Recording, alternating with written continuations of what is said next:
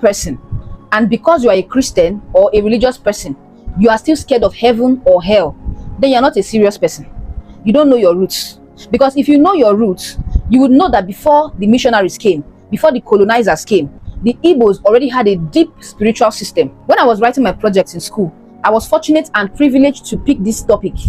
And the topic is relevance of traditional Igbo morality to the quest for a good society. So today we are going to be talking about the Igbo concept of God. Now, the Igbos believe in Chukwu or Chineke, meaning the source from which everything comes from. They see God as the source from which everything flows. Now, Chukwu is known through creations, not in a physical form. You can see Chukwu in rain, fertility, harvest, birth, and destiny. So the Igbos believe that Chukwu is the creator of the universe. He created the earth, he created the sky, he created humans and all spirits. So the Igbos did not need statues or temples to worship Chukwu.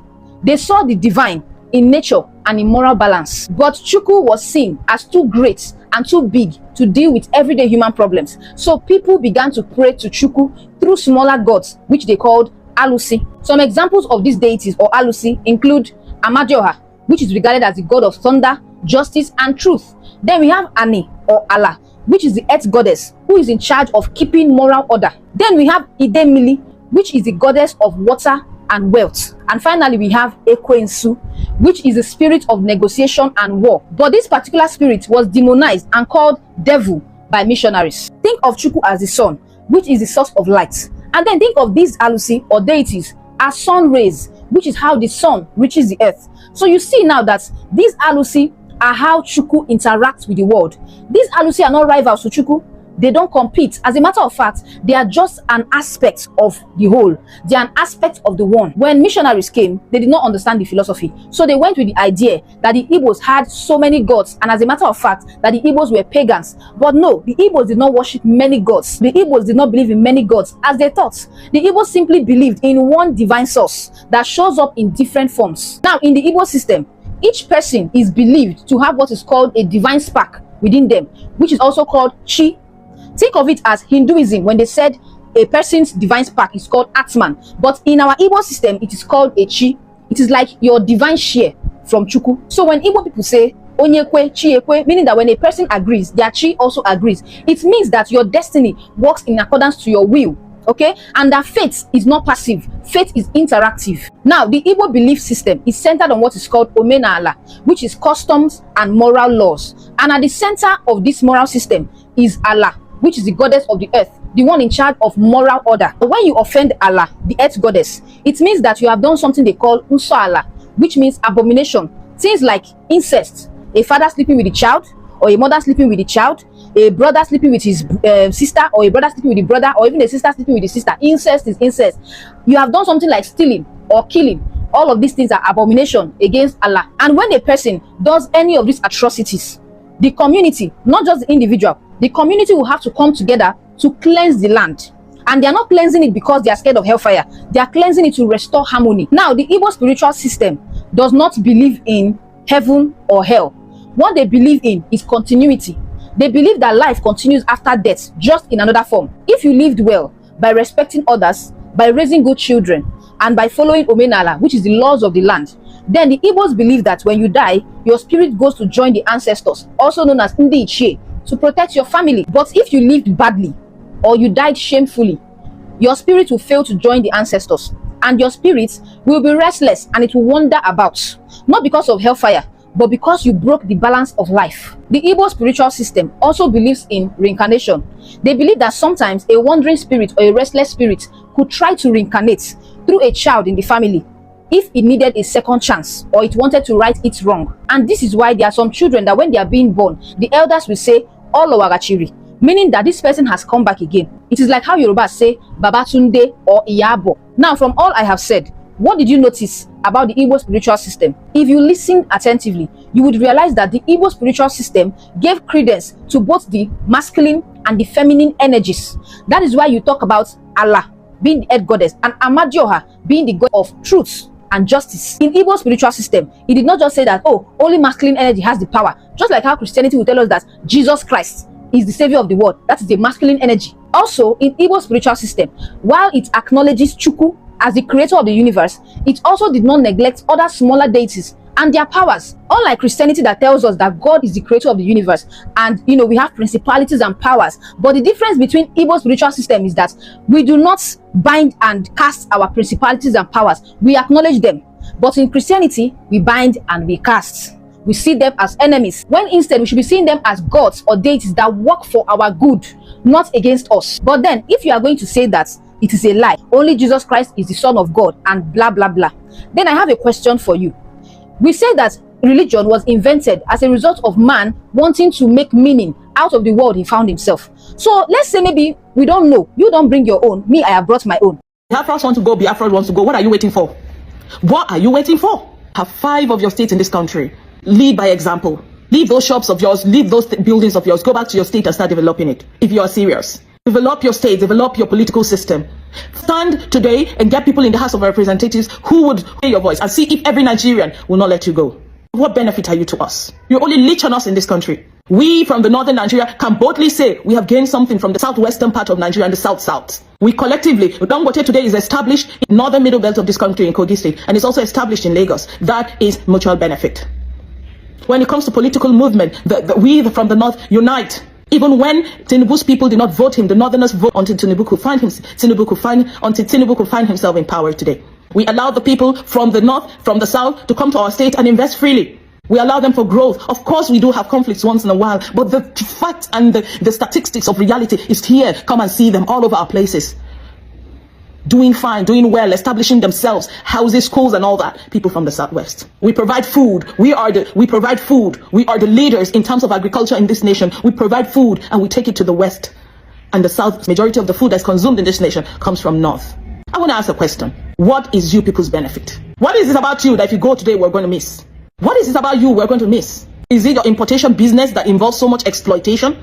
Is that what a Hausa man cannot do or a Yoruba man cannot do? I want to ask you a question. Do you have oil? You don't. It is the South and the Niger Delta area that have oil. And they don't even give us headache like the way you do. They cooperate with us. They do everything with us. What is you people's problem? What you talk about? Because your resources. What resources do you have? You've been leeching off of everyone.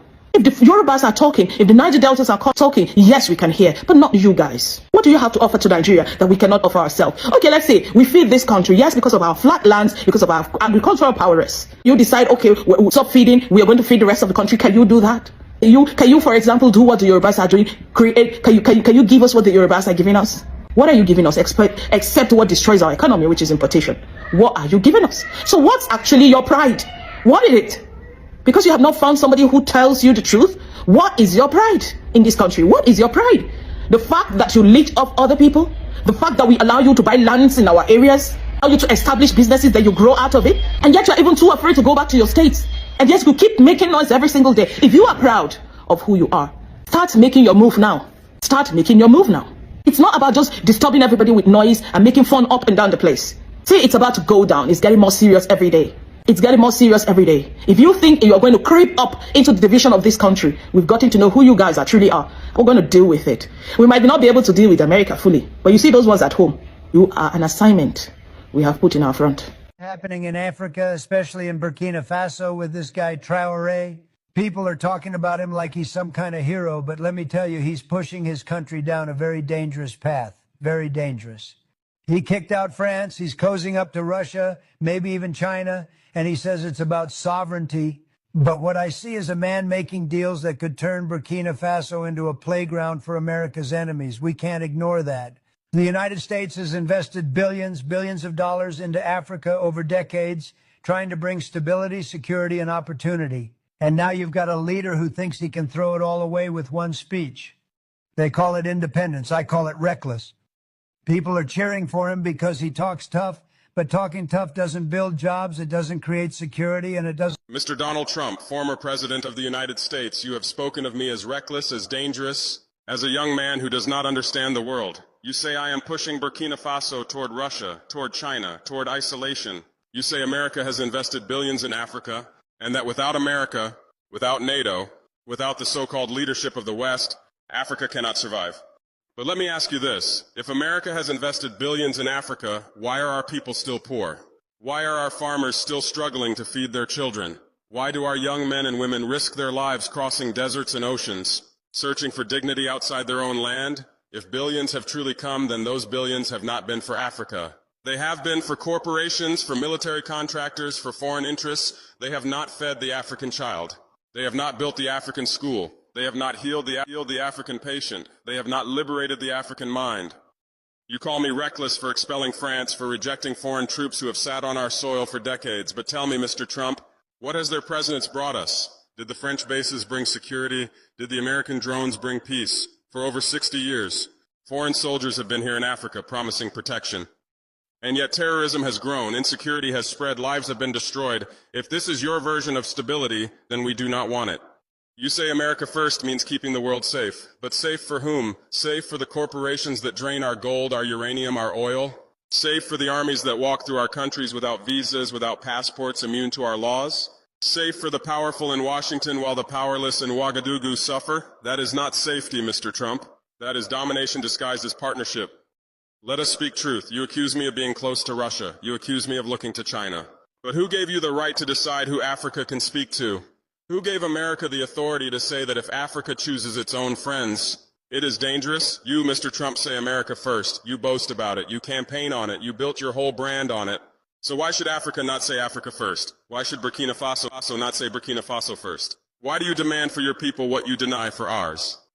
This is the arrogance of empire. This is the hypocrisy of those who claim freedom for themselves but impose chains on others. You call me young. Yes, I am young. But perhaps it is time the old order of exploitation hears the voice of the youth. For 60 years, Africa has been told to wait for development, to wait for investment, to wait for respect. We are tired of waiting. The youth of Africa will no longer kneel. We will no longer beg. We will no longer ask permission to be free. You speak of terrorism, Mr. Trump. You say that without America, Africa cannot defeat it. But let me remind you, terrorism did not grow in Africa because Africans invited it. It grew because of wars imposed on us, because of chaos spread in Libya, because of weapons that flowed from NATO's adventures, because of policies written in Washington and Paris. You destabilized our region, and now you say you are the solution. This is like the arsonist calling himself the firefighter. In Burkina Faso, in Mali, in Niger, we have chosen a different path. We have formed the Alliance of Sahel States, not as puppets of Moscow, not as colonies of Paris, not as dependents of Washington, but as sovereign nations who will defend ourselves. We know our land, we know our people. We know how to distinguish a terrorist from a farmer, a criminal from a villager. Your drones cannot, your satellites cannot. You bomb from the sky, and innocent lives are lost. We fight on the ground, shoulder to shoulder with our people, and we will win. You say I am isolating Burkina Faso from progress, but what is progress if it comes at the cost of sovereignty? We do not need lectures from America about progress. Progress is not skyscrapers in New York while villages in Africa starve. Progress is not billion-dollar corporations mining our gold while our miners die in darkness. Progress is freedom. Progress is dignity. Progress is when the child of Africa can dream without chains. Mr. Trump, you said I am fiery, and you are right. I am fiery because my people burn with hunger for justice. I am fiery because my nation is tired of lies. I am fiery because Africa has been silent too long. We were told independence had come, but our banks were still controlled in Paris. We were told we were free, but our armies were trained to obey foreign generals. We were told we were partners, but we were treated as children. The fire you see is not recklessness. It is the fire of liberation, the fire of a continent that will no longer bow. You say America will not stand by while chaos spreads, but I tell you this. America has stood by while Africa bled. America has stood by while dictators were armed, while resources were stolen, while children died of preventable diseases. And worse, America has not only stood by, America has profited. So do not speak to me of chaos, Mr. Trump. Speak to me of justice. Speak to me of equality. Speak to me of respect. We are not against America. We are against domination. We are not against the West. We are against exploitation. We are not against cooperation. We are against dependency. We are not against friendship. We are against slavery in all its forms. Mr. Trump, you said without America, Africa cannot stand. But look at Burkina Faso today. France has left. NATO has gone. And yet we still stand. The sky did not fall. The earth did not collapse. In fact, we are stronger than before. Because for the first time in decades, we stand on our own feet. And to you, Mr. Trump, let me say this directly. You may speak of America first, but we will live Africa first. You may claim to make America great again, but we will make Africa free again. You may call me reckless, but history will call me courageous. And history, not propaganda, will judge us both. So hear me well. The age of domination is over. The age of African sovereignty has begun. We will not kneel. We will not beg. We will not bow. We will fight, we will rise, we will win, because we are the children of this land, and this land is ours. Africa first, forever.